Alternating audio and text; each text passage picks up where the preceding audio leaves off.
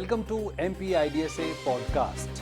I'm Prakash, research fellow, MP-IDSA. We have seen that how this world is now taking a sigh of relief after announcement of 2-week ceasefire. The war which was on between Israel, America, and the other side was Iran. 2-week ceasefire. There was lots of speculation that how this 2-week ceasefire will brought a stability, a peace in this region. We have seen that how this war actually forced to reshape various alliances. We have seen that how mighty America, its military power, has limitations. We have seen how Iran used a water body as a biggest weapon, and that all in the midst of all this happening, we have seen that how economic issues emerges, how supply chain, especially energy security, took shape, and how all the country of this globe actually suffer with various issues. We have seen that how economic issues emerged and how the Gulf country suffered the most. So at this moment, we have more questions than answers. So ये जो सारे सवाल हमारे साथ इस समय मौजूद हैं, वो हमें ये सोचने और जानने के लिए मजबूर करते हैं कि आखिर ये पूरी कहानी किस तरफ जा रही है. तो इस समय हम देख रहे हैं कि हमारे सामने जवाबों से ज़्यादा सवाल हैं. सवाल ये कि आखिर ये जो सीज फायर है, ये जो इस समय एक शांति बनी हुई है, क्या ये स्थिर होगी, क्या ये स्थायी होगी आने वाले वक्त में? क्या इस समय हम ऐसा कह सकते हैं कि भारत ने जो नीति अपनाई वो एक सफल नीति साबित हुई? और हम देख रहे हैं कि कुछ ऐसे बिंदु या कुछ ऐसे मुद्दे भी उभर कर सामने आए हैं जो इस पूरी कहानी को एक अलग रुख देते हैं, जैसे पाकिस्तान की भूमिका. Whether Pakistan emerge as a facilitator, interlocutor, or as a entity who can bring peace, what is the reality behind this? We will decode all these questions, and I have with me Dr. Prashant Kumar Pradhan, who is a center coordinator in MP-IDSA West Asia Center, and he is a well-known scholar as far as the Middle East and this region is concerned. He has written various books, research papers, and articles in various publications. So my first question to Dr. Pradhan, how do you see this state of ceasefire? How long it will last? What are the indications we can gauge right now? First of all, thank you, Dr. Das, for having me here to the IDSA podcast. As you know, this ceasefire is a temporary ceasefire. This doesn't mean the end of the war. And what I believe is that this is still a fragile ceasefire. As President Trump has announced, this is a ceasefire for 15 days. And during these 15 days, they will be doing a lot of negotiations, which will lead to some kind of agreement. But 2 days into this announcement of the ceasefire, we have seen that there are some confusions which have arisen in last 2 days. One is related to Lebanon. Whether Lebanon is included in the ceasefire agreement or not. President Trump announced, and the Pakistani Prime Minister also announced that Lebanon is included in the ceasefire. But Israel doesn't seem to agree with it, agree with this proposal. And immediately after the announcement of the ceasefire, Israel has started attacking Lebanon, which has resulted in massive casualties and destruction of several buildings. Israel claims that these are Hezbollah hideouts. Second confusion arises about the 10-point agenda which has been circulating in the social media, which is supposedly the 10 points agreement which was provided by Iran to the United States, and which it claimed that US has finally agreed. But now US has, President Trump has stated that those are all rumors, and the final agreement will be done between Iran and US when the talks resume this. So, you were saying that this 10-point agenda provided by Iran is not authentic, or it is still in the negotiation stage? I think the authenticity is being questioned here. Okay. Because there are some reports which suggest that Pakistan shared different 10-point agenda, one with Iran and one with the United States. So there is still some confusion over there. But what I look at it is like, while I'm optimistic about the fact that there may be some kind of agreement reached, but one is really very cautious about the optimism here. So, at this moment, what we can say that what America achieved, as we know that President Trump says that we have achieved our war objectives. How do you see? Does America achieved all its proclaimed or the announced objective? See, if you look at it militarily, look at the war militarily, then obviously that was an asymmetric war, because Iran is no match before the combined military strength of US and Israel. So if you purely talk about on the military lines, US has achieved some kind of its goals which it intended in the beginning. Like, it has done massive damage to the Iranian nuclear infrastructure. There are other military targets which have been hit significantly by the US, by Israel as well, together in the joint strike. Trump now claims that Iran's nuclear infrastructure has been significantly degraded, that they will not be able to rebuild their program for next many years. But what about regime change? Regime change, actually, there is a change in the leadership, but regime remains the same. Ayatollah Ali Khamenei was assassinated, and he has been succeeded by his son. So technically the regime remains, but there is only change in the leadership. But what I am remembering that President Trump is saying that we have achieved regime change also. I will not agree to that, because regime remains the same. Okay. It is the same Islamic regime. Only change is the change of, there is a new leader now, because the old leader was assassinated. Okay.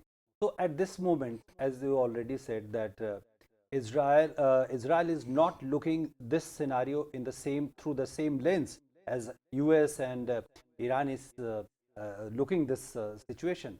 So how will rate Israel as Israel is attacking in southern Lebanon, Hezbollah's outfits, Hezbollah's hideouts.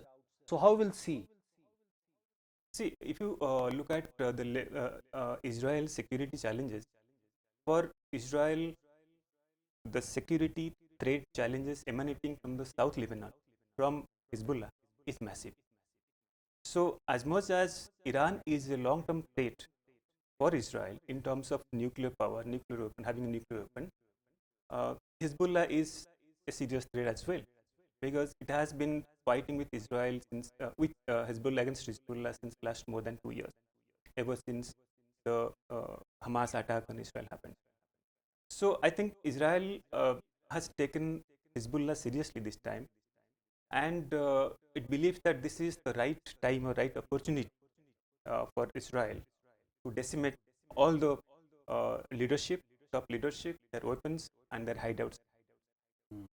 So the objective, as far as the Israel is concerned, he was they were adamant that the nuclear facility or all the facility, all the power, all the capacity of building a nuclear bomb should be eliminated. So at this moment, as far as the Israel's viewpoint is concerned, how much they have achieved this?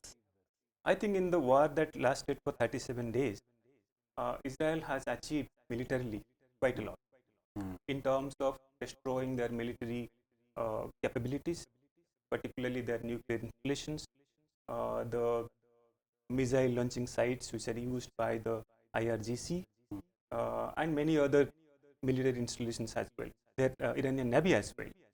So in terms of pure military victory, military lines, I think it is quite significant, which I think Israel has achieved. And what about Iran itself? Because we have seen that how Iran lost its top layer of the rulers, or the top layer of all the leadership. How do you see how they sustained, and what message they are giving to the world, and especially US, and how they resisted this whole attack or whole war? As I said, it is an asymmetric war. And in this asymmetric war, Iran has shown huge resiliency and retaliation as well. And given that limited military power that Iran has, it has escalated in a very strategic manner. It has hit Israel, and at the same time, it has attacked the Gulf countries as well, the Gulf Arab countries. Iran has alleged that all these Gulf GCC countries host American military bases, so they are a legitimate target in the war. So, in the process of war in 37 days, Iran has not only attacked Israel, it has also done significant damage to all the GCC countries. That is on the military part. Strategically, it has shown a lot of resilience in terms of the massive US and Israel pressure on them. And the one weapon it has used, which is truly proven to be a huge weapon, is the Strait of Hormuz. And it has used Strait of Hormuz to its advantage. After all, it is the main power closer to the Strait of Hormuz, and it has shown that it can close the Strait of Hormuz if it wants. It has in the past threatened to close the Strait of Hormuz. Now it has done that, and it has shown the world that if Strait of Hormuz is closed, what are the repercussions you face? Not just the Gulf region, not just US, not just Israel, but the whole world. And we have been witnessing the negative repercussions of the Strait of Hormuz being closed. Since you were discussing about Strait of Hormuz, do you think that America's calculation, even the Israel's calculation, they were not aware that how this weapon could be used? Possibly they were aware, because Iran has very well clarified it in the past that if there is a war in Iran, Strait of Hormuz will be closed. But the implications of it probably was not tested in the past. By the way, around 20% of world's oil passes through the Strait of Hormuz. 20% of world's LNG passes through the Strait of Hormuz. Out of the total oil that flows through the strait, 80% goes to Asian countries, including us. So anything happening in the Strait of Hormuz not only affect the global trade, but also the global flow of energy as well. And we have seen how in different parts of the world, the impact of the fact that Strait of Hormuz is being choked, the impact on its energy sector, on global trade is witnessed nowadays. So how we can see that Iran's aspiration to levy the crossing of ships and the crossing of energy to the Strait of Hormuz to use in the rebuilding of Iran? Is it possible? See, that is technically possible that Iran has done this. Right? But levying something like a tool tax or something like that, that sounds alarming, because that has never done by Iran in the past, though it has threatened to close or closed for temporarily for some time. But if closing the strait and by way of collecting tools or taxes from the ships crossing through the strait, I think this will be a matter of big concern for a large number of countries. So I think in that case there will be massive pressure on Iran to keep the strait open and free. By the way, Iran proposed that there will be a joint collaboration between Iran and Oman, which sits on the other side of the Strait of Hormuz, for joint management of the strait. But Oman has gone on the record to say that it doesn't want to impose any kind of taxes or tools on the ships passing through the Strait of Hormuz. So it is now Iran alone. But I think there will be a lot of pressure on Iran from all over the world, including India, including the Asian countries, who are the key beneficiaries of a free and safe Strait of Hormuz in terms of importing large amount of oil, which runs steady. There was criticism on India's position, especially after the assassination of Supreme Leader of Iran, Ayatollah Al Khamenei. Do you think, or what is your assessment? Was that overcautious, or it was timely, relevant, and to the point reaction or approach by the India? I think India's approach has been in line with its traditional policy. I don't see any change in India's approach, either in favor of Israel or in favor of US or Iran. So I think it has gone in a very much expected line. Any issues, anything you want to raise at this moment, or which I have left? No, I think in terms of its impact, this war has shown that how important the Gulf region is for security and stability, particularly of India. For us, it is the economy and security of India and the Gulf countries are closely linked. So anything happening in the Gulf, we are not insulated. So this is going to affect us. So in this case, we have seen how the energy crisis, the energy ships not, the oil tankers not being allowed to cross the Strait of Hormuz, that will be having impact not just on us, but also the wider world as well. So that shows the centrality of peace and stability in the Gulf region in particular and the West Asian region. Thank you so much, Dr. Pradhan, for all this analysis and input. So as we have understand that at this moment, we have more questions, still more questions than answers. The issue of stability, a long-lasting peace, a rational solution as far as the relation between Israel and Iran is concerned, a long-term policy as far as the groups who are stooge of Iran in various countries, like we have discussed in Lebanon, like Hezbollah. So there are many issues, and moreover, for countries like India and other countries who are very dependent for their energy security in this region, and moreover, the superstructure of economic alliances and economic structure and economic happenings, will it reach to their earlier position, earlier status? So we will hope कि ये जल्दी ही ये सारी परिस्थितियां न सिर्फ नियंत्रण में आए, बल्कि एक ऐसी शांति स्थापित हो जिसमें जो तमाम तरह की आर्थिक गतिविधियां हैं और तमाम तरह के हित हैं, और उससे भी बड़ी बात जो ऊर्जा की जो ज़रूरतें हैं वो पूरी हों।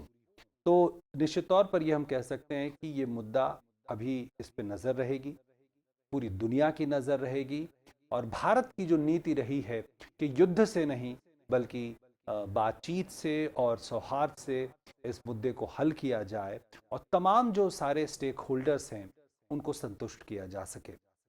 MP-IDSA के इस पॉडकास्ट इनसाइट में फिलहाल इतना ही।